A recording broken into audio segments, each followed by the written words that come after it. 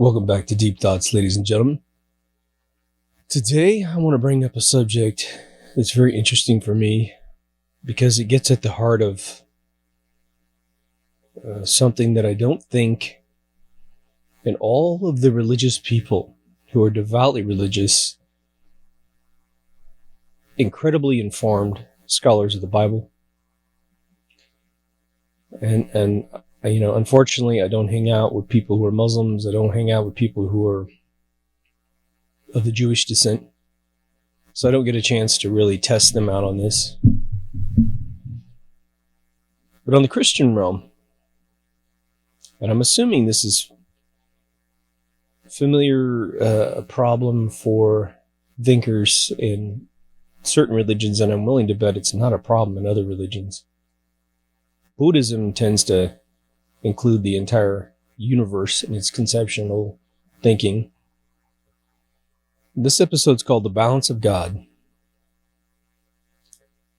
And I have, this year, a new group of Mormons coming by my house. And I love these kids. I think they're fantastic people. Very interested in what they believe and why they believe it. But they're archetypes, in their approach. And I just want to throw at you the question that I ask Christians all the time that makes them just stop in their tracks. And they're not angry or anything, but they're just like, that's a weird question. And the question goes like this, because it gets at the heart of sort of the conceptual idea of what religions, these popular religions like Christianity, have turned into today. And this shouldn't injure any of your faith. Honestly, it should just pose the question. But if you think about the formation of Christianity, let's just say we go with the story, 100% being true, maybe not every situation being literal, but the overall truth that there were lessons taught over several thousand years, which are comprised in the Old Testament. And on a particular day, a child was born who was divine, lived approximately 30 plus years, and was hung on a cross to complete the law of the Old Testament. And this happened on a place called Earth. Flat, round, doesn't make a difference.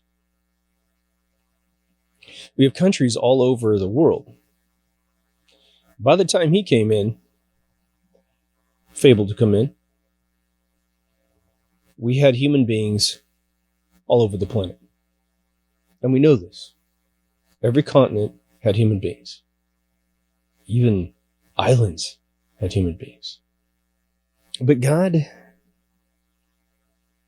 only gave a certain region of the world his son, as the story goes. Now, if you ask the Mormons, he also came to North America. Apparently, they had things like horses from the conquistadors without the conquistadors actually getting here yet. But he gives a very select small group of people this doctrine through this son story. And if you just stop right there and take a little analysis of the demographics and the geographics of the story, God has chosen to insert his word and the belief of his entire paradigm of the Holy Trilogy, let's just say, to a very tiny group of people. And that was a very imbalanced methodology of communicating his will to man. Because what happens after that? These people apparently felt very driven that they had witnessed a divine event. The story goes that this man was crucified, rose the next day, communicated to all of his people, and then ascended into heaven with a commitment to come back. Having taught all these incredible stories that weren't his original creation, he never said they were. He taught through metaphor. Again, some of his stories I found in hieroglyphs, prodigal son stories. But he never said he wrote them on the spot. But then we have all hell break loose. We have a Senate of the Romans turn into the Vatican. And the technical story is all the senators turned into popes, and then when they died, they turned into saints. No word was ever written of Christ that we can find before about 350 AD, despite any rumors you might have heard. And people will pass rumors around like facts. It's amazing. But the second you say, show me the proof of anything written down besides your book, and there's nothing there. Just like when you say, show me COVID-19 in a microscope, crickets. They'll show you a CG model, a fictional model, to prove that something exists. Isn't that amazing? But let's still just go with it. Now, let's pause so we get another analogy of modern day times in us. How many times have you had a friend call you out of the blue? This typically will happen with relatives, to be honest, in my experience, where someone has found some medical solution. They found some trend of medicine that's been injected into them from some pharmaceutical company trying to sell a treatment. In the late 80s, early 90s, it was all about cholesterol testing. Oh my God. Cholesterol. I'm just so miscommunicated how that was done. But someone over the telephone is trying to get you to adopt something. Herbalife, Amway, Avon. But your life is good. And you don't need those products. You don't have any illnesses. You don't need those services. But they want you to be ill so they can help you. They want you to feel ugly, so you need their stuff. And it's annoying, isn't it? Hey man, I like you, but we talk about something else, because you preaching to me is getting really annoying. All right, so freeze that in your brain. I take all of Europe, from England, probably up to Norway, and then down to Rome. And imagine someone telling you that your entire faith system of the universe is wrong. And you've got to adopt something that you never witnessed. Apparently, the idea is that people witnessed it, took a long time to write it down, because there's no printing press. And apparently, the Romans never wrote it down in marble, even though they wrote down a bunch of other stuff. They had papyrus, and they were writing down. The Greeks already captured a lot of mathematics out of Egypt, named it all after themselves. That's fine. Someone's got to do it. And then the Romans rolled up those libraries into universities. So there was methodologies of writing things down. We just didn't have a mechanized methodology of doing it. Inquisitions start. They go for hundreds and hundreds, almost a millennia of inquisitions. And if you don't believe this story, of which you have no witnessing facts about it, you could be physically in trouble. And because they locked the whole region down, just like in 2020, the only way to get a privilege with your government was to tattletale on somebody. So it turned into this horrible, see something, say something, but people were also making it up just to get a privilege, at the full expense of whoever they told on. The Vatican invents the mercenary, an abstracted force that will beat you up, kill you, and it won't go back to the church because it's a separate group. Crusades eventually start. The first city that's ransacked by the Crusades, where everyone was raped and pillaged, the place was burned down, was actually a Christian city. But the people doing it were such mouth-breathing Nimrods, they had no idea what they were doing. But they were terrified by their state that if they don't fight in the crusade, well, they're going to have a lot of problems with the Roman legions.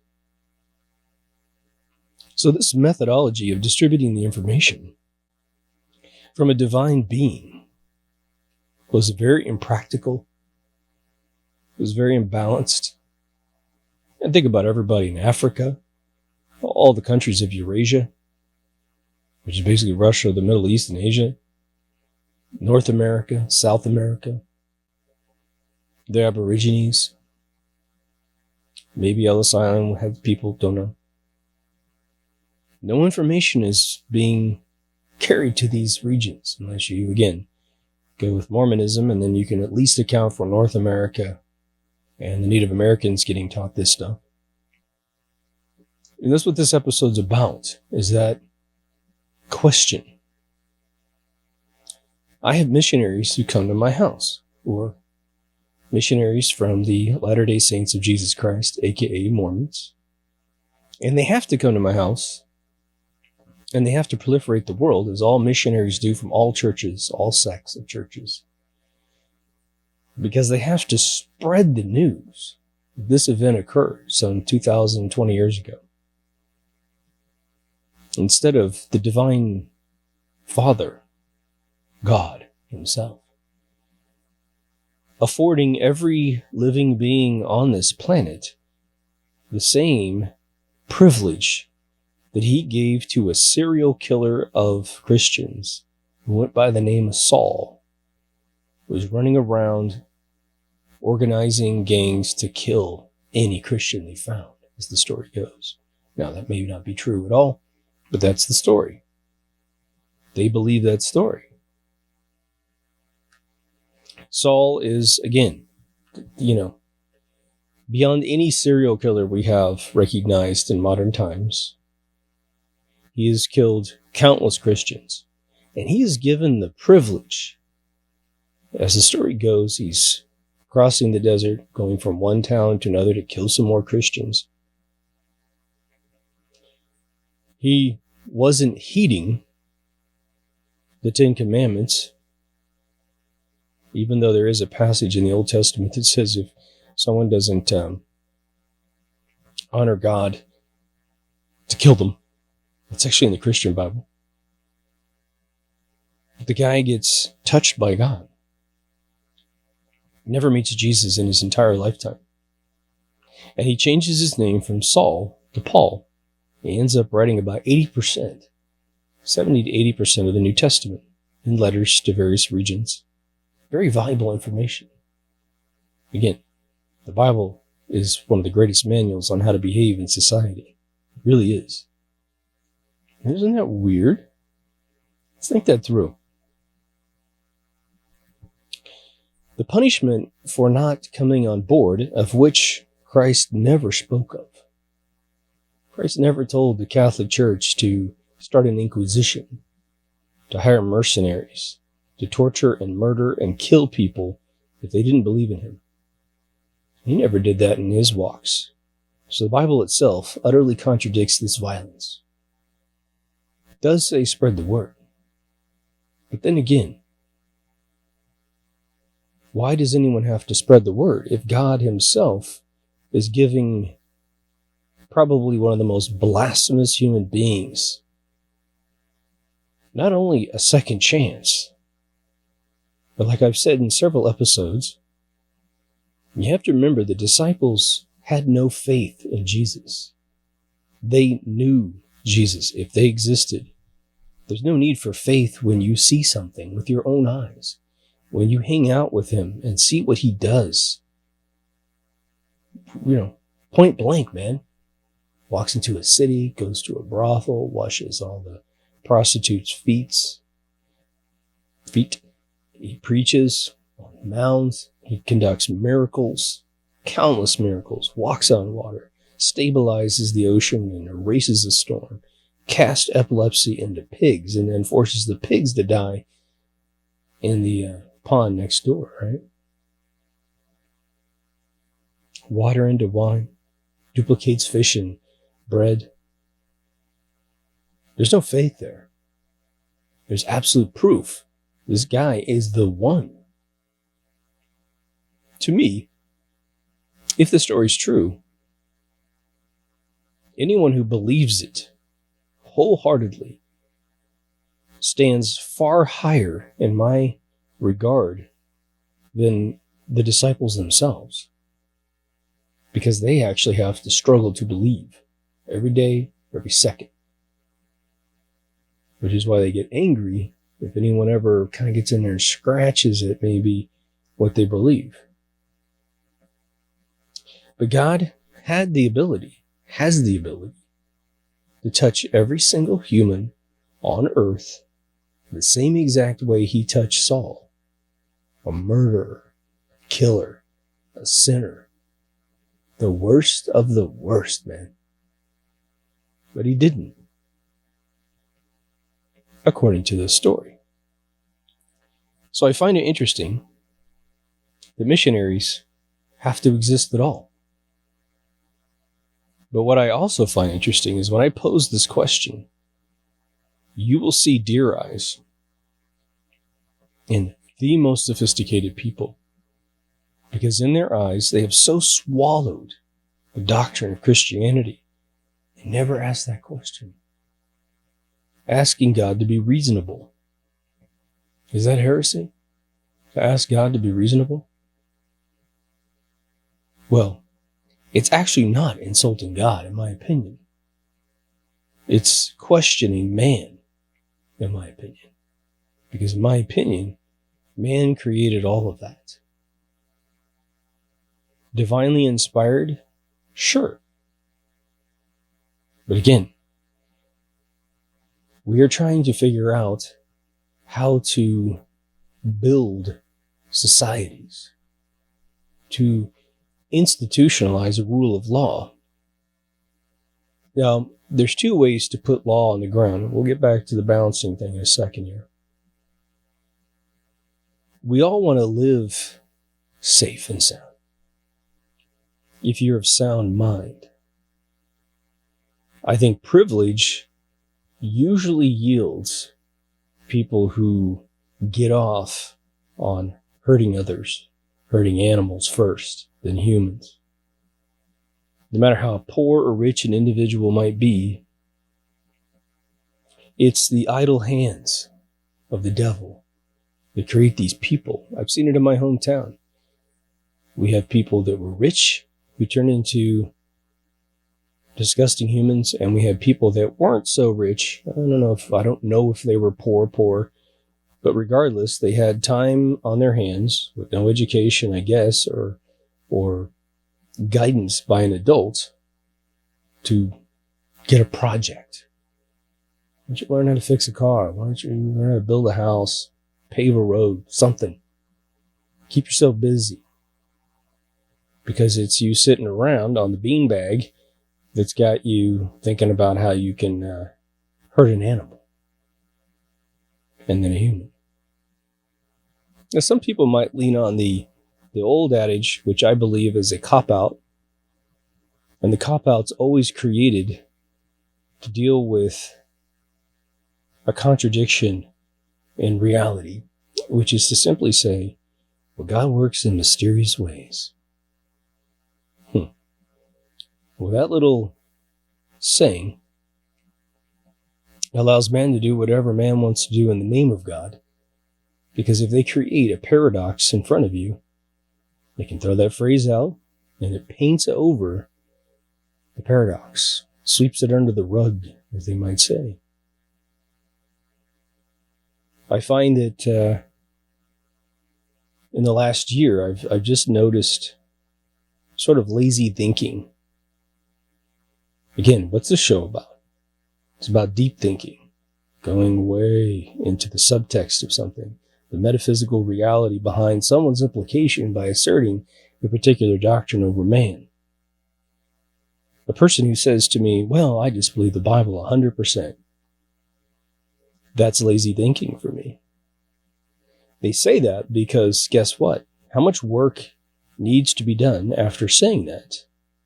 Well, if you care to learn what's in the Bible, I guess your only task left is to read the Bible, understand it, and enact it in your life the best you can. I think you'll become a wonderful person if you do that. That this practice of saying, well, don't question anything. or you'll be in trouble. I have friends of mine that believe the Bible 100%.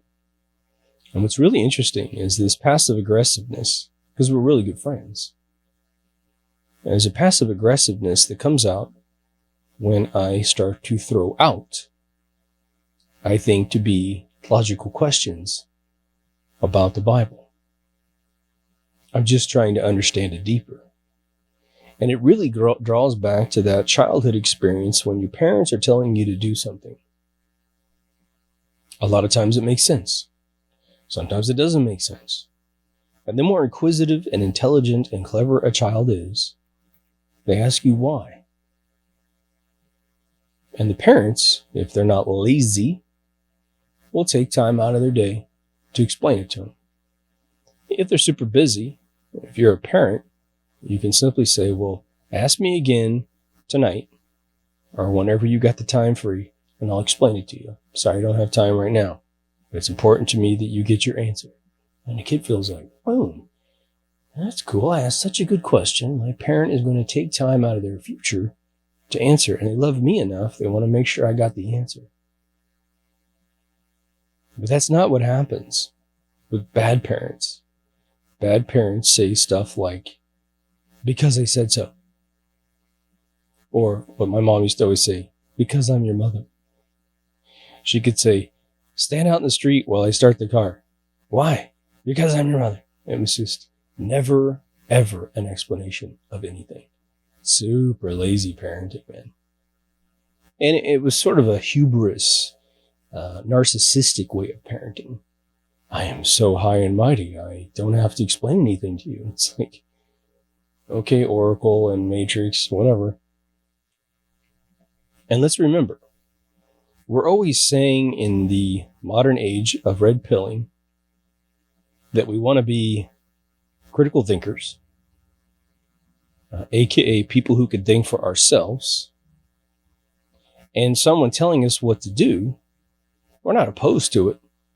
But if we don't understand the instruction that's coming out of their mouth, then we want to know. So if a parent constantly refuses to answer and explain something, then what they are inadvertently doing is shutting down the mind of the child. And I have fears that when you introduce a super complex story like the Bible, which has just beauty all the way through it, and the child has questions, hopefully they've got a church to explain any answers that they might have as to what a passage means, why something was written, why a book wasn't included in the Bible, why others are. Because it keeps them a critical thinker. At the same time, they're ingesting a methodology of living their life. But is it unreasonable to expect God to have claimed to have made us in his image, if you believe the story, but we are not to assume that God has any likeness to us on an intellectual level? So what does it mean that God created us in his image within that book if we are not at least similar in the way that we rationalize thinking? Is it merely he's physically has 2 arms, 2 legs? If you ask the Mormons, the answer is definitely yes. Most Christian paintings by Michelangelo have God as a nice old man living inside of a brain-shaped harem touching Adam's hand. I'd like to suggest for a second that regardless of your faith, and I respect your faith, trust me, it is your obligation to ask these questions and to contemplate them, to not be angry, but to simply go, yeah, you're right. I was raised in this and I do believe it's still true, but yeah, maybe we should ask some questions every once in a while and not feel guilty. Can you imagine, if the proverbial heaven as we have had it loosely defined, what do we know about heaven? Well, there's pearly gates because heaven has a wall around it and it's floating in the clouds and we don't know what's past those gates. You never hear what's past those gates besides God's in there somewhere. I don't know what your mind does, but mine creates a really weird abstract definition of what's in there. But you get up to God, and you've been one of these sort of lemmings of Christianity. Never asked any questions. Perhaps you did missionary work, which God bless you. But you get there, and to your utter surprise, God says, "What was that?" And you're like, "What?" "Well, that life you just lived, what was that?" "What do you mean?" "Well, you acted like a frickin' robot the whole time you were down there. Didn't I give you a brain?" And you're like, "Oh my God, what are you talking?" And within split seconds in heaven, you realize, because he wouldn't ask you a question you wouldn't know the answer to, because that's God. He works so cool, as I'm suggesting in this analogy. And you instantaneously realize you were supposed to do a lot more while you were here. Be less impressionable. Still be a good person. Still follow the doctrine of the Bible. Why not? What's bad about it? And seriously, you'll be a really good person if you follow the Bible. You will. Just remember, eye for an eye was deprecated. But we've seen several examples of the way God deals with people that are harmful to society. The story of Sodom and Gomorrah. The story of the calf. The story of the flood. He knows how to smack down. And hey, what do you do if your father or mother does those things?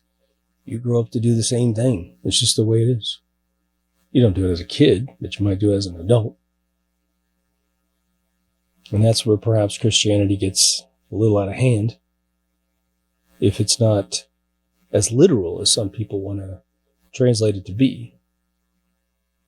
But when I look at all the other humans on planet Earth, we will never know the true population of North America, South America, Eurasia, Africa at the time that Christ came here. We simply never will.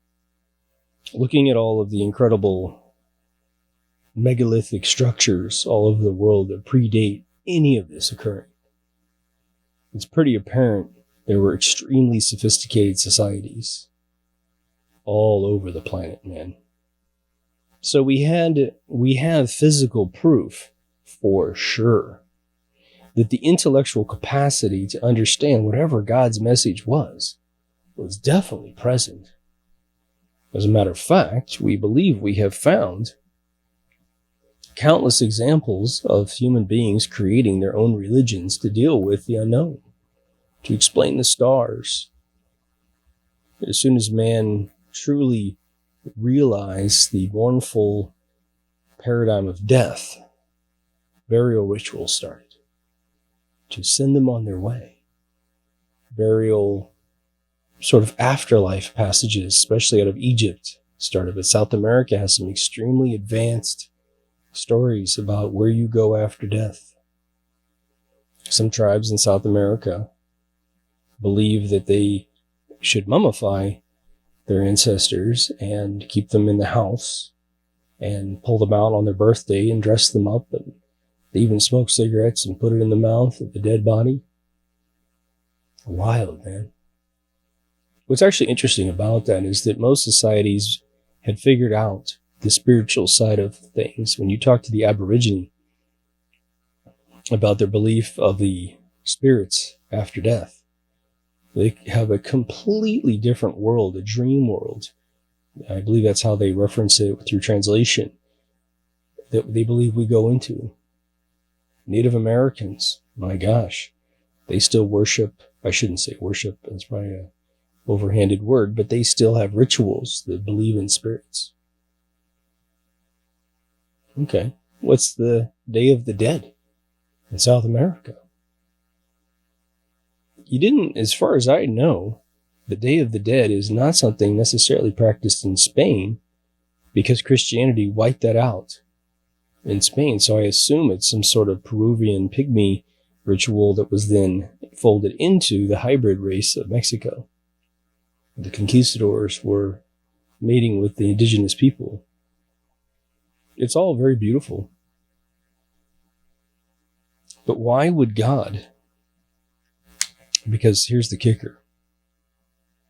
The one little touch point of the whole story of the Bible gets man to be the worst of man is this notion that they say, if you do not believe in this one instance of a guy coming onto planet Earth, dying for your sins, which he may very well have done, if you weren't there to see it, and you need more evidence to see it, and you're not willing to, again, perhaps be baptized under that notion, then man, who has created probably 99% of any definition of a realm known as hell, will tell another human being that they're going to hell for eternity if they don't adopt the doctrine of the person that came to them.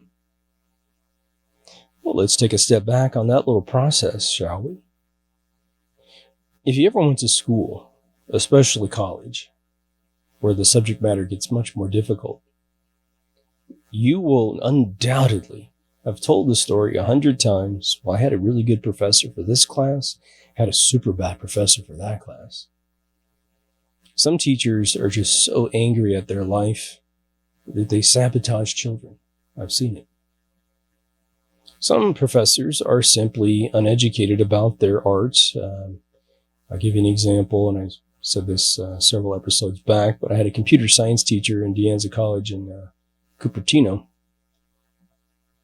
that knew his stuff, baby. I mean, he was amazing. It was very fundamental algorithms. And then the very next teacher I had was a relic. And I was a software engineer at 18. And I'm taking these classes at about 21 through 23. And I knew that what he was teaching was not of any use. The other guy was teaching the basics, and that was always going to be useful for your mind. Especially as the web reinvented all the problems, I went back to the basics in JavaScript and was able to use ancient theory to get things done. But this other guy, not so much. So now imagine, I want you to focus on the teacher that you know in your mind. Maybe you don't even remember their name, because I don't remember this dude's name. He wasn't a good teacher. And here comes the doorbell ring. You don't know anything about Christ or Christianity. Perhaps you maybe have heard of it, but you never cracked open a Bible. And you get a bad voice on the other side of the door, incompatible with the way you think. Perhaps they're sort of one of these hell and brimfire kind of people that if you just don't take the first thing out of their mouth, they'll just cast you to hell, trying to scare you into adhering to their belief system. And so you don't have really an agent from God coming to you. You just have sort of a random person who's misunderstood the most fundamental basics of Christianity. And your doorbell never rings again. All right. The other one is this. So the balance of God would be God picking a time, an epoch, a year and a day, to bless the world with the same blessing he gave a murderer, so that we all are on the same page once. But now God's a pretty smart fella, and he knows, or she knows, that over time, things get lost in history.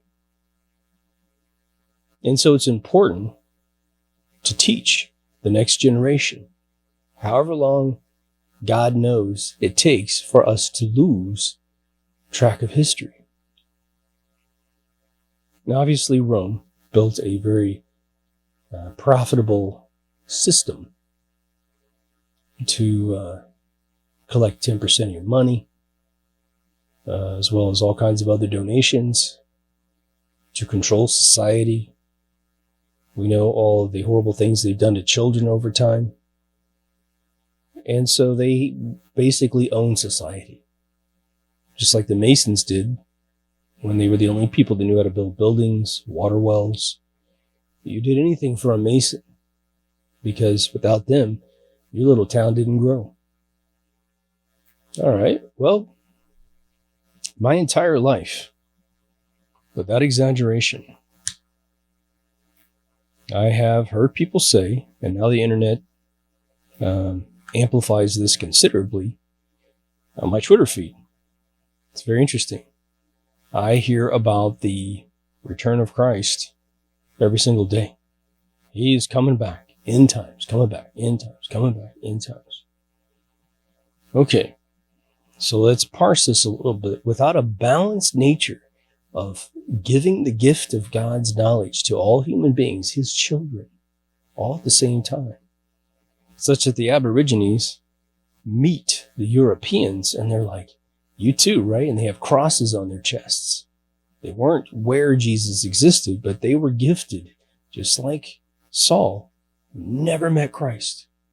Saul was not present to see Jesus on a cross, but he knew it so well in that blessed moment that he wrote, again, 70 to 80% of the New Testament. Well, that's a pretty powerful moment. It's exactly like the moment where Neo learns Kung Fu because a wire gets jacked into the back of his brainstem, right? How cool would it have been? Everybody meets everybody, and everybody goes into each other's churches. You know, you go into Aborigines Christian church, right? A Native American Christian church. But I think there would be a heartbeat that would be absolutely necessary to regalvanize the belief in Christ and Christianity in general. Now, would God need to keep sending down his son? Because obviously Jesus, if it's true, isn't dead. His flesh and bones died, but he ascended to heaven. So he can come down and take in more flesh and be born again. It's really not necessary, right? I had a script idea when I was 18 years old, 18, 19, somewhere in there. It's just a premise. There's no story. But the premise is that stars began to one by one move across space in our sight, right? Stars that have been in that locked position since astronomy noticed that they were there. And one by one, and more stars begin to slowly move across the sky. And they're all converging at a point in space. And at first, we can't really make it out. It's like an image loading on the internet over a modem. And then eventually, they make a cross in the sky. And the premise was exciting for me because the idea was once the cross is formed in the sky, made of stars, something hugely intangible to a scientific mind, right? Imagine a scientist trying to digest that moment. I think it would be an amazing Black Mirror episode where scientists are like, oh crap, I have been an atheist my entire life, and look what just happened in the sky. The effigy of Christ is hovering, made of stars in space. Maybe they're not even stars. Maybe it's whatever the inside of the firmament dome is made out of. But whatever it is, it's there, and it is conclusive proof that Jesus was real. Now today, we'd probably just think it was a bunch of Elon Musk drones in space, right? Yeah, it probably would be. You know, you do it in 1920, and there's no technical explanation for it besides perhaps UFOs playing a big joke on us. But again, if stars were the ones to move and not new objects, that's where you have holes where there were stars. And that's where even today's amazing hoaxes couldn't do it. So what's supposed to happen on Judgment Day?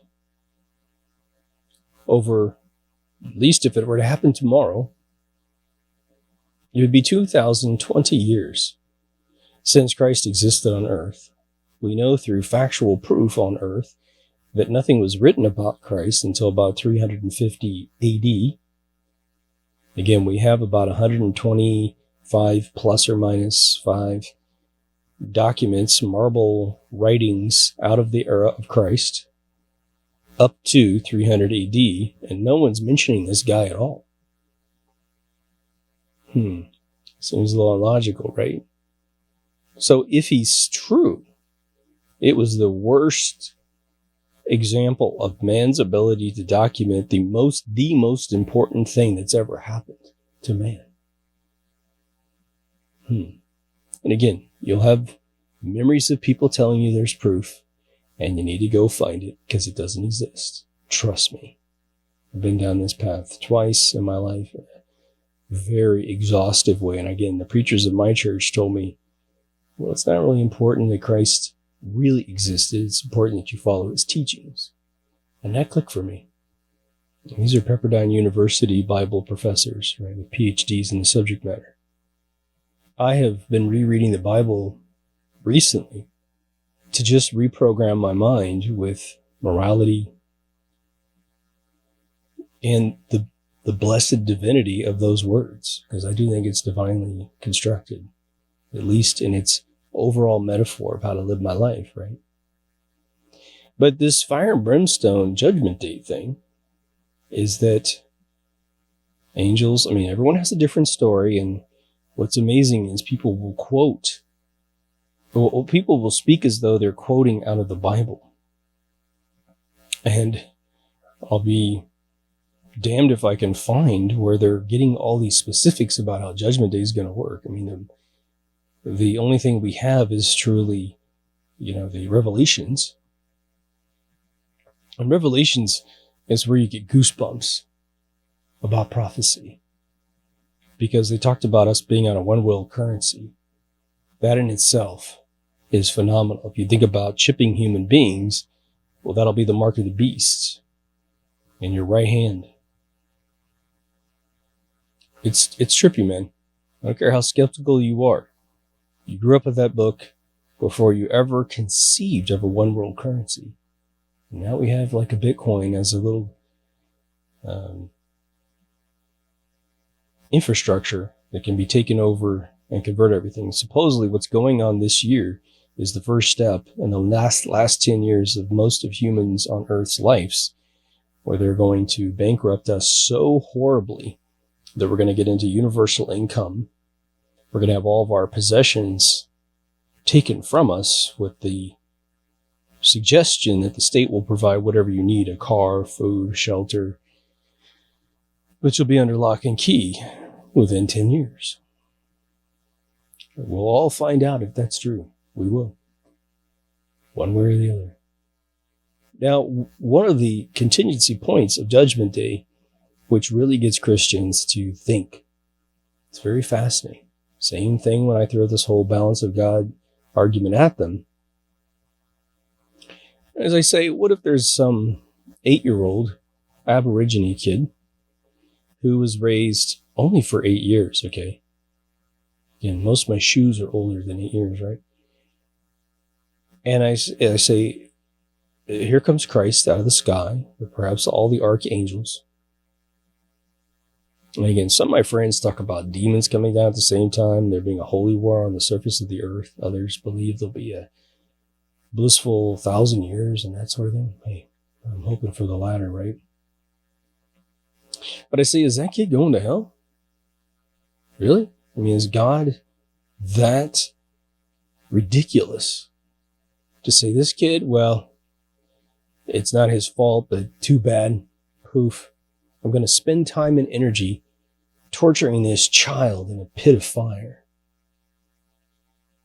Every Christian has a hard time swallowing that pill. I have talked to some people that just kind of go, yeah, that's just what it does. This is what happens, right? I'm like, okay. Remind me not to go to your Christmas party. But most people will kind of bend the rules because there is no bent rule argument in the Bible, as far as I know, to account for that situation when you take it at absolute. And why does that exist? Why does that argument exist at all? Because there was no balance of God in the story of Christianity. A particular area was blessed with this person's existence in raw flesh. Can you imagine? This is what we don't know. It's a very interesting thing to observe. Christ traveled a lot. He was like Donald Trump on a plane, man. He was making appearances twice a day. taking time and just devoting his entire life when he activated in his late 20s to spread the word of God and the fact that he was the Son of God. He spoke on a mountain. He spoke everywhere. Well, every single being that saw him spoke and felt this, this as I document, this incredible aura of his existence was interpreted by the body and the mind and the soul as pure truth. How could it not be if he's the Son of God? I mean, it's really meeting God is what it is, right? Those families should have spread the word of Christ profusely. Anyone sinning in the crowd, whatever the rules were of the land, would most likely go home and cleanse their palate. Get rid of and subtract anything that would remotely go against the doctrine of which they just heard. They would, and you would. I've done many episodes on the idea that that's why God doesn't, interfere with our lives by showing up and saying, hey, dude, what's up? Because then you have no more choice. You'll have to choose. You could only choose the good side because he's right there. He's watching me. I don't know how you make love to your spouse. Don't say anything nasty. So let's flip it around and view the other side of the argument. What would be the intent of simply spreading it to a single region? If that's the plan, then algorithmically, are we waiting to see if secularism wipes out religion? Because that's what's happening in 2020 in America. This, Agenda 21 deep state NWO group is using the excuse in 2020 to close down all the churches, but allow all the rioting. So Satan is allowed to go anywhere he wants, and God is being shut down. We know that religion in general is attacked constantly. Well, part of it is, I think some Christians make it real easy to attack. They don't live by the word itself, and they're not exactly the most articulate, like I said, when they ring the doorbell. If you think of Christianity spreading in the Roman, literally, the boot of Italy, and you think of that as a wildfire starting. Physics and science would tell you, the good science would tell you that eventually it will consume all that is consumable and it will go out. I think that that through just basic belief systems, when, say, a politician is important in a particular region of time, people latch on to that politician. They get through their trial and tribulation, and the politician is forgotten. How many people in England have pictures of Winston Churchill on their wall to remember his guidance through World War II? Probably several. But what's going to happen in 100 years from now, 200 years from now? Those pictures are coming down, and he will be not forgotten, but deprecated considerably. We have the same thing in America. I'm sure all countries have their leaders that they're proud of, and they fizzle away. And that is just the attrition of a belief system. So here I am, a man, sitting in my backyard, looking at this algorithm of Christianity, which, believe me, there was a tremendous amount of money, time, blood spilt, spreading this stuff all over the world.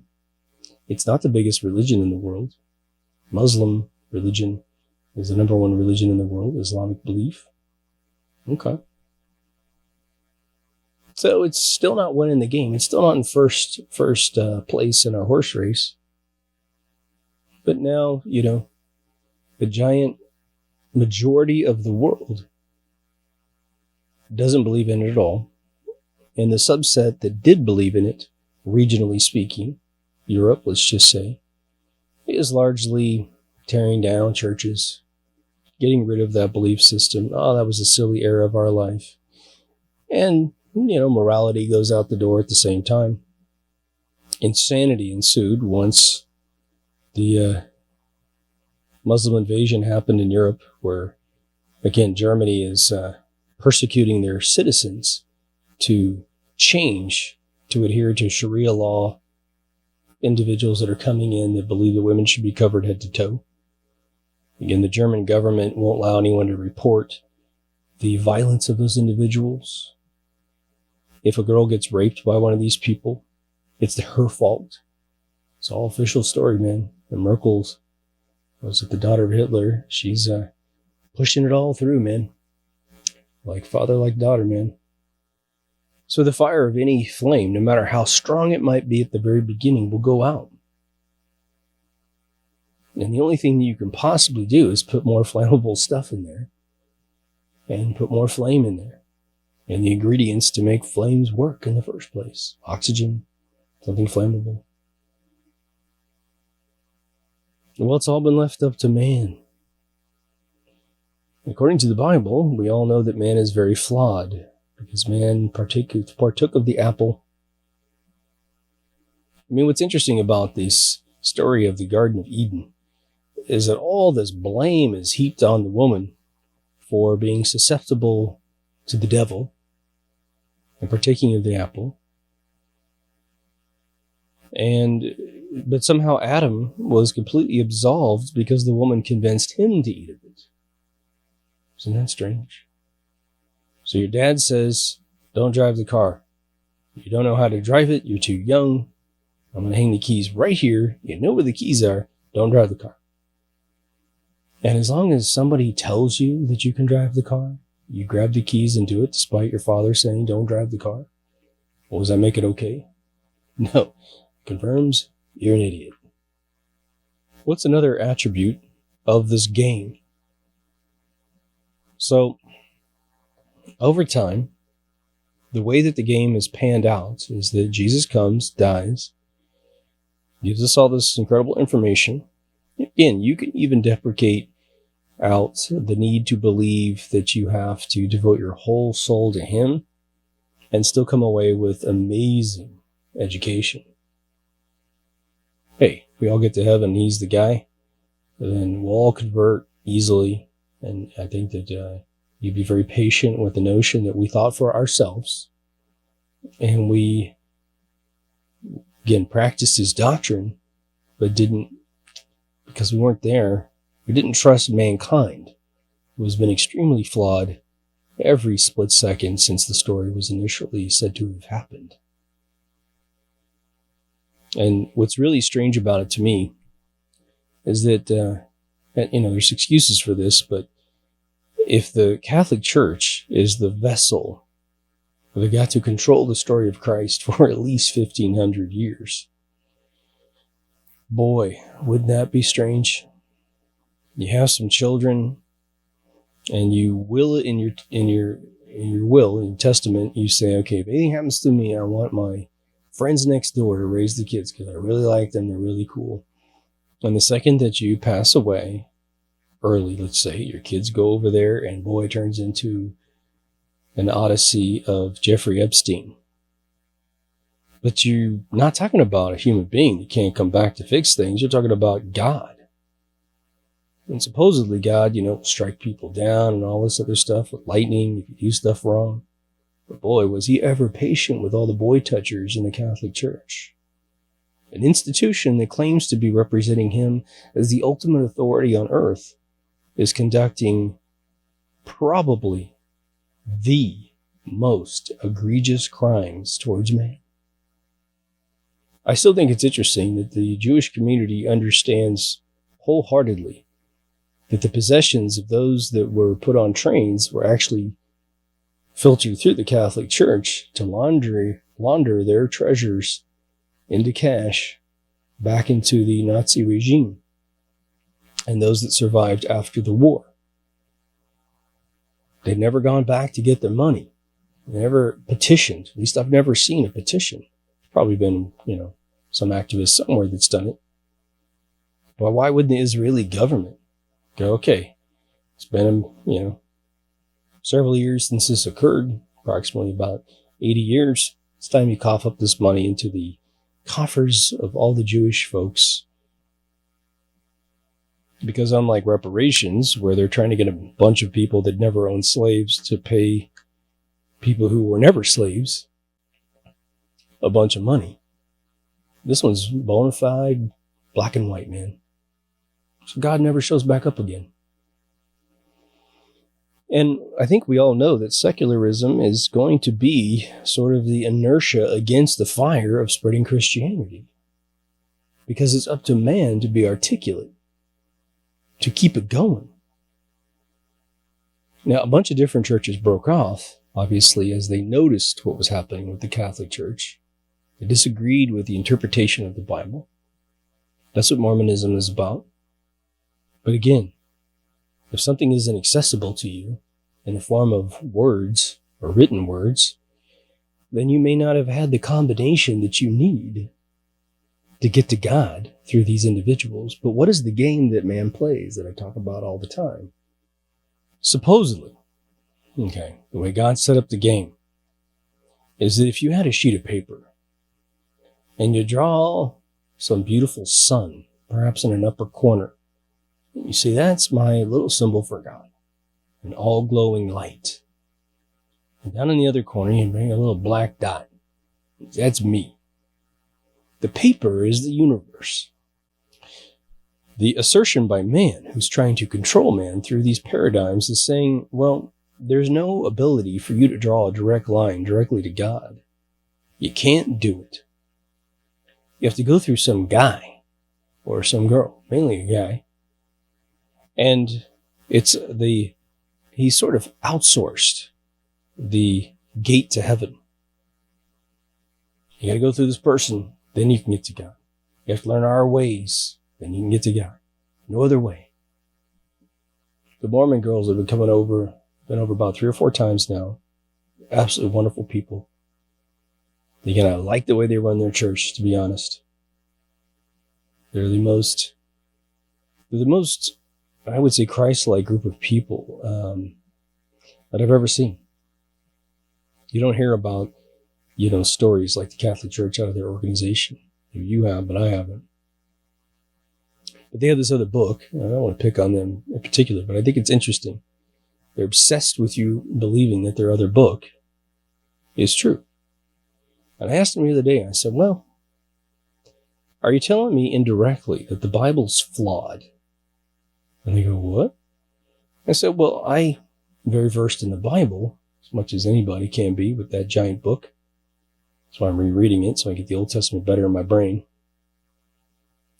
And you're telling me that I'm missing something is kind of what I'm getting from you, that if I don't have this extra book, then I am missing what's going on. That this book is flawed, and I need your book to correct this book. That's pretty, if this is all true, if the Bible's even true, then why didn't Christ speak about your guy? Why didn't Christ, prophesize that there'll be another one that will rebirth the authority to God? It's an asinine argument. The Bible's supposed to be perfect, if you believe it. You can interpret it a bunch of different ways and it can still be perfect. But I wouldn't want to stand before God and say, yeah, I told a bunch of people your book was just kind of sort of on track, and our book was the one that got everybody on track. Ooh, that's some guts, man. But it's always about being in trouble, isn't it? It's always about being in trouble. Manipulation. What's political correctness in this world? It's about being in trouble. I have the way to speak. You are speaking wrong. But let me tell you what words are accepted this week. And by the way, about 2 years from now, all those words are going to be bad, and I'll have some new words. I can control you again by insinuating that you're wrong, that you're a bad person in society. Thought police at its best, right? I think that one of the sort of blowback effects of the Bible is that it is such an eclectic book, especially the Old Testament, right? New Testament is actually very easy to get through. 4 versions of the same story, written for different areas of the land at the time, and then this gentleman writing a bunch of letters to clarify what what the man in the four stories means or meant. But the Old Testament, well, it's really sort of a buffet of stories that don't go together at all necessarily. Now, they do string together by prophecy and what have you. But I've even had a friend of mine read me passages recently where he feels like certain things that are spoken are prophecy, and I didn't get that at all. But see, that's how it works. It's different for all of us. He's still getting a blessed feeling in his soul. But again, that leaves a lot of complexity for the mind. I've probably gone through the Bible once thoroughly, start to finish, but since then, just, hodgepodgey through it. Book of Mormon is so difficult to remember because it is so all over the place. It's like Game of Thrones times 10 in the number of people in the book. And being a screenwriter, you'll learn very quickly, the more people you create, the more difficulty you create for the audience to remember who's who, where are we. If you have 30 different locations, the only way that usually works is like a Mission Impossible, where you really have Tom Cruise and his little gaggle of guys, and no matter if they jump between Cairo and Paris and New York, and you don't even care. That's just window dressing for these people involved to carry out some mission that's otherwise considered impossible. For me, it is nearly, and I would say we're talking about the other part of the percentile would be less than a single percent, nearly impossible for me to believe that this is truly such a punishing black and white set of rules, because man is so flawed.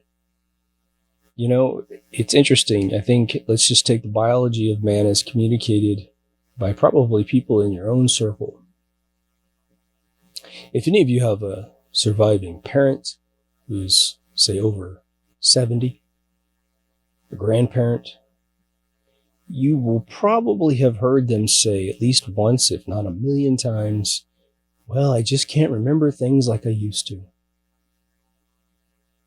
And so the mind becomes a defective, organ in the body to interact with this reality. And I think that one is much quicker due to toxins and radio frequencies that we're bombarded with every single day. But I think that even in the 1800s, before even a telegram was invented, and we're eating well, it is God's attrition to help us disengage with this reality prior to death by simply taking it away from you slowly as you get older. Slight digression on the same subject. Many of you have taken relatives through dementia.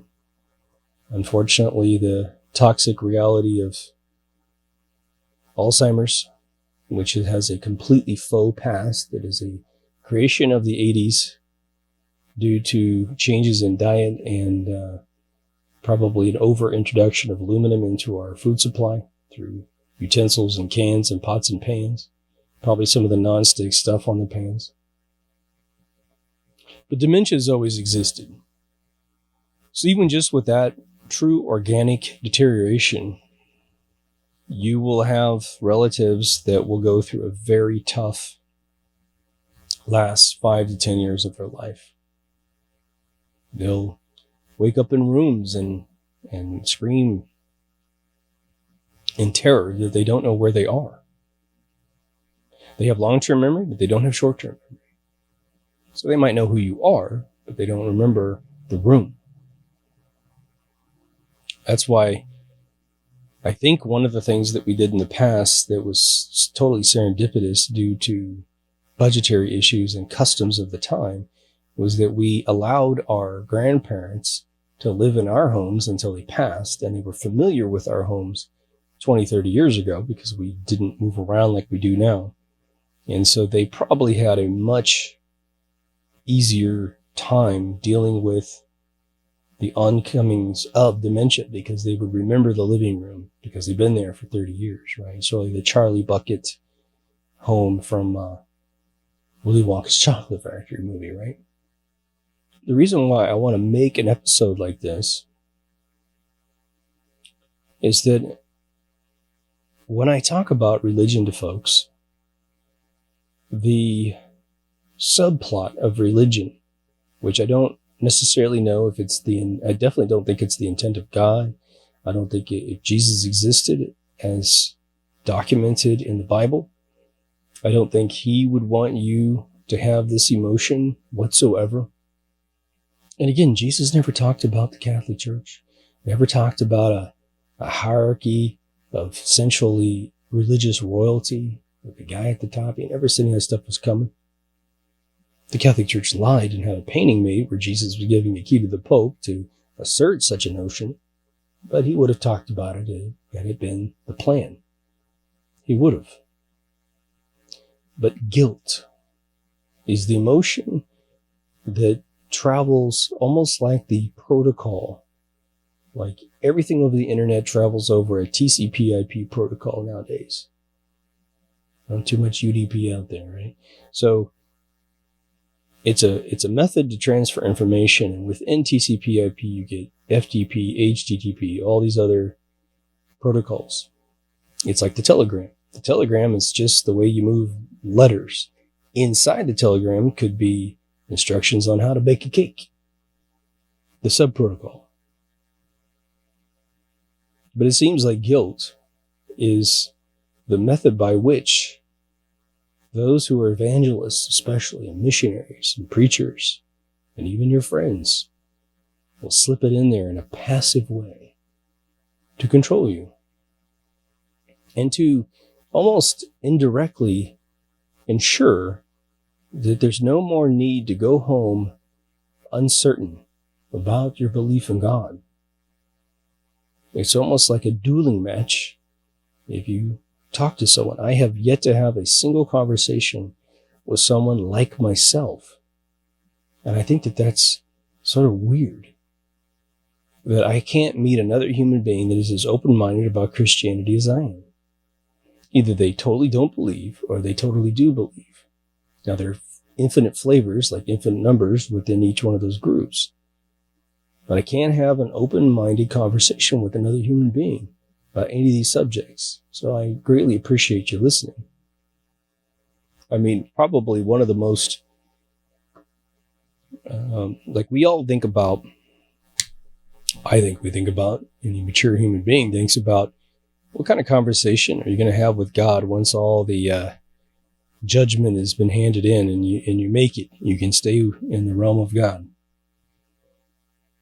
Well, I would love to have the conversation with him where he's like, why didn't you believe this? Or, I think it was interesting how you sorted that particular thing out. What was your evolution? And he knows all the answers, but he's playing dumb for us so we can have a nice conversation, just like you do with your daughters, your sons when they're small. You want to hear how their brain works. There's no mystery necessarily of how your kids are operating. So this episode is trying to, I guess, pull you out of the pool that is littered with this substrate of guilt so that you can be more free to open your mind and feel comfortable. That God isn't going to judge you because you're using the apparatus he gave you, which is your mind. We allow too many people to shut down our brains. We really do.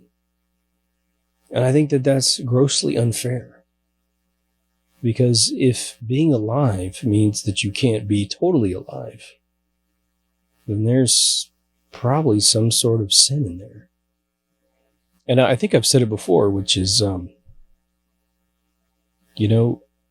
there's so many things when you learn more information about something. I would love to call it the truth, but then again, we're all trying to grapple at, little particles of information that we get from various areas. But we wrap our minds around things. I just said in a recent episode about a friend of mine kind of bouncing around to Gwen Stefani music. And for me, I've cut her off in my brain. She probably was innocent and great at one point, just some kid from Orange County singing songs, definitely a gorgeous girl. But now she's showing up to essentially devil worshipping parties. And I don't have anything to do with her anymore. I don't care if she's stupid in getting in there. She took selfies. It was important to her to capture herself at these locations with a sacrificed effigy of a girl in the form of a cake. Just go look it up. Spirit cooking, Gwen Stefani. Google or DuckDuckGo. You'll find it. It's sad. I think I said a long time ago, I know I did, which is that the Statue of Liberty, which is this beacon of America, was given to us by the money changers of France, which were the Rothschilds who had moved from Frankfurt into Paris to form the Club 300. They worship Queen Semiramis, and that's who the Statue of Liberty is. Now, Queen Semiramis was said to have a virgin birth of Tammuz. She was sort of a Mary. Her husband Nimrod was chopped up into a bunch of pieces. And trying to put Humpty Dumpty back together again, she couldn't find his phallus, and the phallus went off to the Templars and became the obelisk. Again, go look up the coin from, I believe, 4500 BC with Queen Semiramis sitting on a throne. She has the 7 points on her crown. She's holding a reed that's tied, and that symbolizes the people under her control. Our legislators knew what this thing was, and so they forced it to the Jersey Bay off of land to keep it in its own maritime law. And it was, it was finished being erected in 1885. In 1886, they finished the Washington Monument, which was the Masons of Washington, D.C., stamping the ground with their ownership. Basically telling Europe, we own this place. Sorry about your statue out there. And then Europe was the one that attached the phrase to the Statue of Liberty. Give me your tire, all that stuff, to try to create an influx of Europeans to America to break America's back. And to their surprise, as soon as they landed on land, just like Nikola Tesla, they realized they were in the promised land where there was no king or queen, where the Constitution, built from Magna Carta, was in effect. Little do we know that about 30 years later, we're going to lose control of our money to those people. So we put a lot of celebratory, sentimentality on top of things that perhaps we should rethink a little bit. The cool thing about the Bible for me is that it becomes easier for me to digest. This is nothing new, and I apologize for repeating the concept to the OG listeners, but it's easier for me to digest as a metaphor, as an analogy of some sort. Perfect stories with perfect truths in them. What's better than that? What is better than that?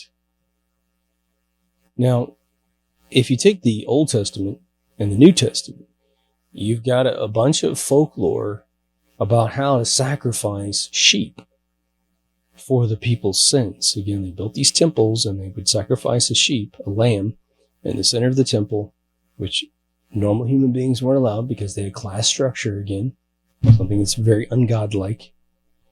The blood would spill down the altar, go into these drains that would then go out underneath all the inner chambers of the churches in 4 directions and spill out into the street, and the people were said to scream in joy that their sins for everything since the last one up to that day had been forgiven. Okay, so imagine you're the governments of the time and you're Rome. You're the most powerful government that's ever been conceived of and created by man. And you're looking at this hokey thing that's been going on for about 4,000 years, and you're like, we got to put an end to this, man. This is ridiculous. Yeah, what are we going to do? Well, I have this idea. We're going to take, you know the stories of virgin births and all. Yeah. There's a bunch of them. Yeah, I know, right? Well, what if we create the ultimate one? And we just end this problem once and for all. And we leave the people with the beautiful story, with a moral code. And of course, we tie in our 10%. And we make sure everybody, we don't lose control of the things. So we're going to make churches. We're going to make a hierarchical infrastructure. We're going to call it the Vatican. And you're like, well, we don't want to lose control of like us being Caesar and all the senators that control it. Yeah, don't worry about it. Here's what's going to happen. We're going to call the top dude the Pope. He's going to be in charge. And all the other senators go, no way, man. The reason why Rome is so successful is we have a Senate that meets to decide what the people want. We represent different areas of Europe. Okay, all right. Well, okay, so maybe you're all popes at first, right? But you all be popes. They don't even tell them they're just going to filter down to one eventually. And of course, they're all going to die.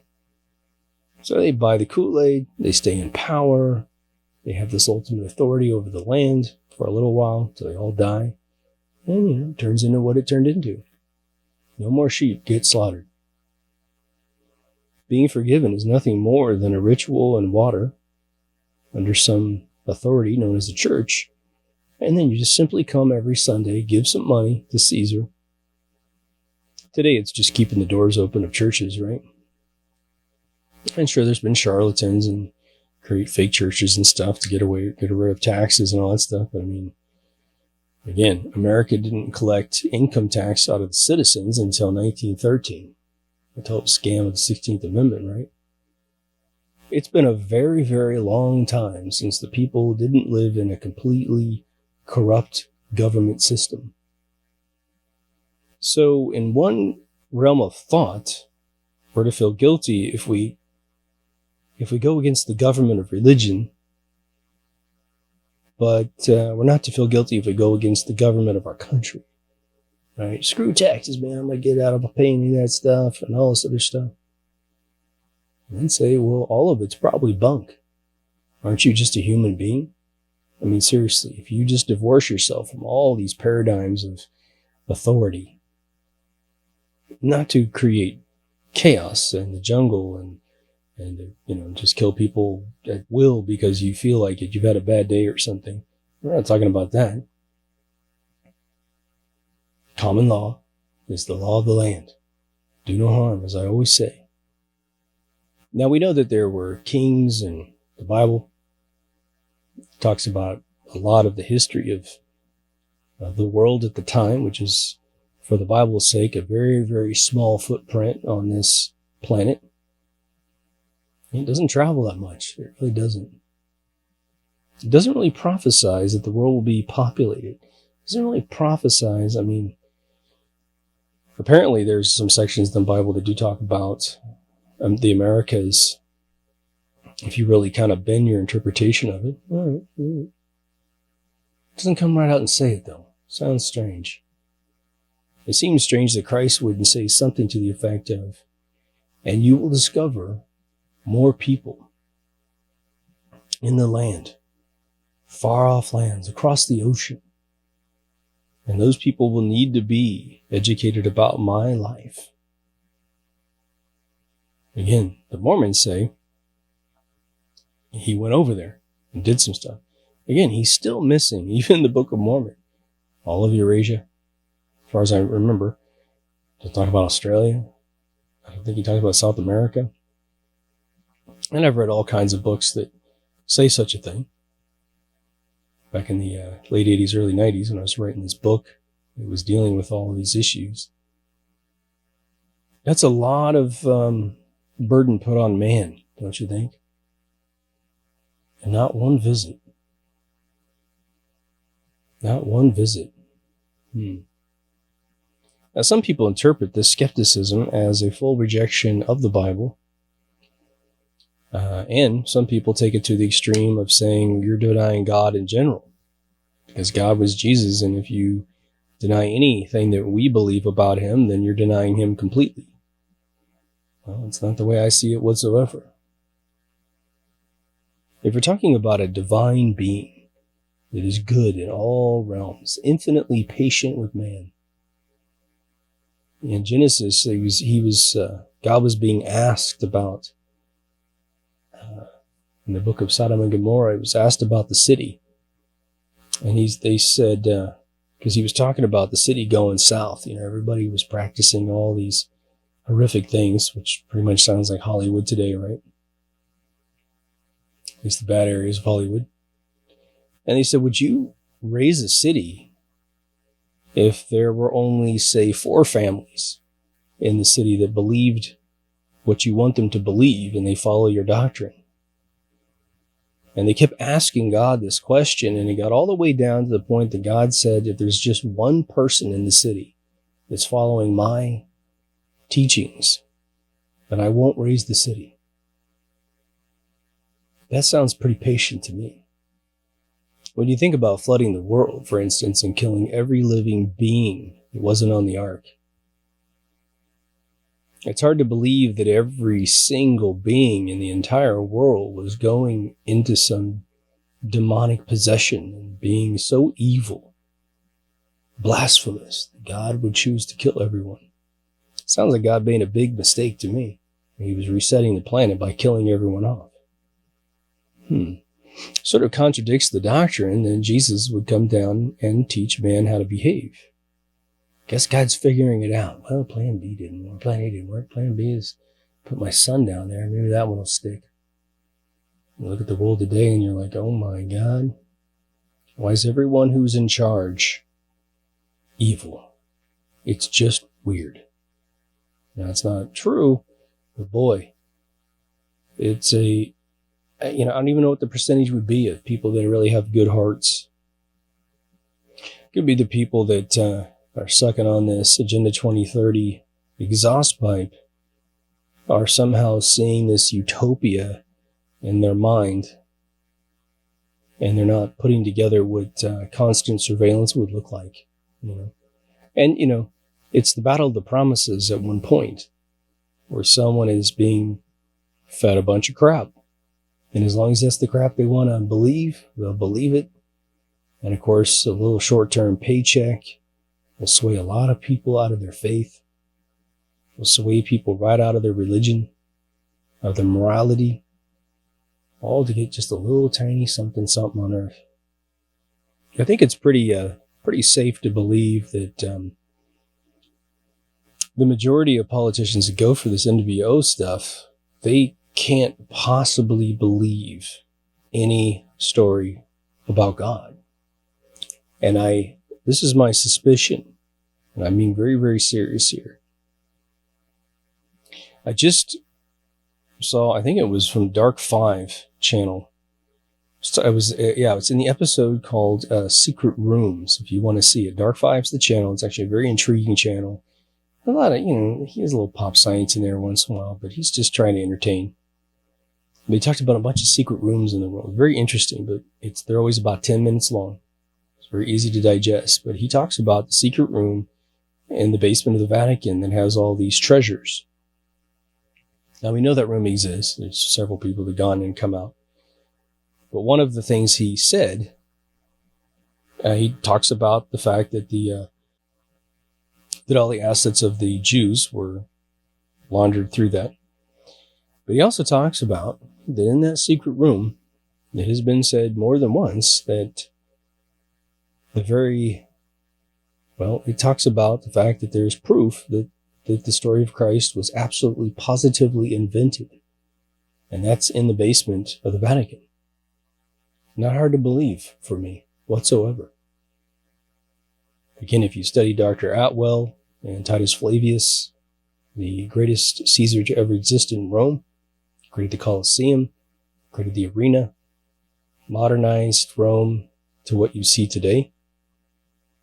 Jesus is actually a typology retelling of Titus Flavius' life. He's got 45 touch points between Flavius and Jesus. So imagine you're one of these people, pick one of the people that you think are very evil in this world, And let's just say that documentation actually exists, or very credible people who have read it circle the world and tell everybody, I totally read it, man. Maybe even have photographs of the passages. I imagine it'd be written in Latin. But they see the proof that this is all a hoax. And imagine what that would do to you as a Christian. You've been devoted to this belief system your entire life, and someone says, what was it? It was like that scene in Poltergeist. I just recently watched Poltergeist the other day, and when the first crew that shows up to clean the house shows up, and they were talking about, the black guy was talking to the father with everyone else there, and he said, I filmed a matchbox that crossed the floor 12 feet. And he goes, of course, it wasn't visible to the naked eye, but I have it on time-lapse photography. And the dad just looks at him with these bloodshot eyes because he hasn't slept in days, and he says, yeah. He opens the door to the daughter's room, and everything is flying around the room. Like a compass hit a record and was playing it, and it was just like, they're like, oh my God, the lamp flew and the shade come off and came back on, and they're like, yeah, your matchbox, big deal. All right, so you believe in Christianity, and they take you into the most holy place on earth that galvanized it into the consciousness of man through inquisitions, nearly went 1,000 years.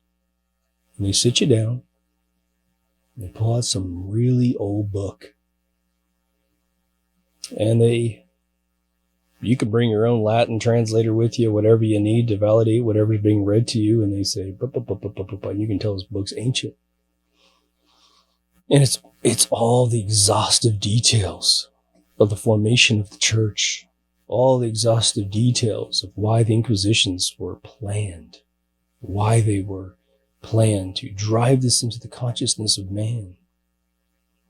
They talk about each one of the crusades to spread this system of belief all over the world, because everyone who believes it gives unto Caesar what is Caesar's, thus power. That'd be a little soul-crushing experience for your average Christian, right? So if you wonder how some of these politicians behave the way they behave, that might explain it. Now, what doesn't get explained is those who seem to worship Baphomet and Moloch and all these other entities which are just as spiritual as Christ. Does anything that I've said negate the existence of a centralized consciousness that we call God? No, not at all. All it is static and interference between you and God. Remember the piece of paper I told you about? Well, guess what? The true fact about that piece of paper, according to me, is that the whole piece of paper is God. And you're a dot inside of God. You can't be without God, otherwise you wouldn't exist. So where do you need to go to be with God? Where you are. What brings you closer to God? Well, probably acknowledging He exists, because you can see the universe. Again, everything in the universe is beautiful. It's alive. Hell, even a planet is beautiful. A star is beautiful. Every plant is beautiful. Every fish, every insect, humans. Everything is beautiful. And the mathematics that creates it, well, look at a Fibonacci pattern and tell me you're not seeing exquisite mathematics. And if you're a programmer or an engineer, well, this is bug-free software, my friends. Bug-free engineering. It never breaks. It does exactly what it does. Doesn't mean you can't get sucked into a hurricane, a tornado, a crevasse from an earthquake. Stuff happens. It's organic. It's chaotic. Some people can't believe in God because they see children suffer. And boy, that does really rack the brain. Until you believe in reincarnation, living forever. Until you see the full story of Q on Star Trek, especially the episode in Voyager. The one Q wants to kill himself because he's done everything the universe can give him, because he never forgot anything, he never died, and he was never reborn. Now, for those of you who had good childhoods, wasn't that a magical time? You believe someone could snatch your nose. Your uncle could pull his thumb off of his other hand and put it back on. Your other uncle could pull a coin from behind your ear. Santa Claus came once a year. Pretty cool, right? There was a Sandman and a Tooth Fairy and an Easter Bunny. Magic, because you were young and you'd forgotten about all those things. Your cynicism of reality disappeared and everything was magical again. And as you grew older, you grew into your older body. As my friend Sid Mead told me once, he goes, one of the most courageous things you can do is get old. He was quoting another man. It's so true. To live in a body that is constantly aging and gaining problems. It just happens, man. I want you to live a free life. Free of guilt. Free of other people's manipulation. Keep your faith. Keep your belief in God. If Christianity is the way that feels good to you, then do it. But do it without guilt. Try not to allow anyone else to guilt you into their interpretation, and try not to guilt anyone else into your interpretation is my advice. And you will find, in my opinion, that all that veneer that's been put on God, right? It's like he's got paneling and he's got linoleum on him and he's got old brick on him. And he's been covered up with a bunch of darkness, a bunch of things that shroud his true beauty, his true patience, his true beauty of creation. Let's pull all that stuff off and let God shine the way that he or she shines in our lives, right? Let me know what you think. This stuff's more and more important to me as the world gets more chaotic. What I don't know is if I wasn't my age that I am, if I would notice that the world is the way it is. I think the answer is yes, because we have so many young people rioting now and looting and stealing and murdering. And all that comes from a lack of morality, a lack of prosperity, poverty that grows, uncertainty, bad educations. These kids feel trapped, man. They feel like they have no future, so why not burn the whole place down? Well, if you have a place that you don't want burned down, then it's probably good to spread as much positivity as possible. Put some skin in the game to make things better. If you're an educator, be the best educator you can be. Go back to the drawing board and make sure you're the best educator. If your students are constantly telling you that you're an exceptional educator, then just keep doing what you do. If you're a parent, try to be the best parent you can be. Educate, discipline. Your kids will never regret it. You know, I have, other than friends of mine that were literally beaten by their parents, which unfortunately is more common than I would like to admit, for those of us that got spankings, I swear to God, I don't know anybody that regrets getting a spanking, because in the end, they became a much more disciplined human being. And again, we're not talking about some belt beating fest, but just a swat on the diaper, just a moment of correction, moment of uncertainty for the child, but then you give him a giant hug when it's all over. And my dad, in his most disciplinary stage, always followed up with that last step. I didn't understand it at the time, but it helped. Gotta fix this planet, people. And I think that we have to remove the negativity out of every paradigm. And since religion has served us well to create societies that behaved, it's a real sad thing that it's getting deprecated more and more as time goes by, in my opinion. And imagine that. A guy telling you that religion is super important and perhaps doesn't believe the literal translation of anything. But there's the analogy and the metaphor that is pure frequency of truth, in my opinion. Anyway, that's it for this episode. If you haven't been to Deep Thoughts Radio, please go. All the video, audio, social media, and all remastered season 1. A couple ways to donate to the show, all ready for your consumption. There's also a search field and a category list in case you want to just watch a certain type of video sequence. And maybe this one turns you on, you want to see more. Maybe this one turns you off and you'd like to go back to some old NASA episodes. Whatever you like, it's all up there. Anyway, take care of yourself and someone else, and I'll see you in the next Deep Thoughts. Over now.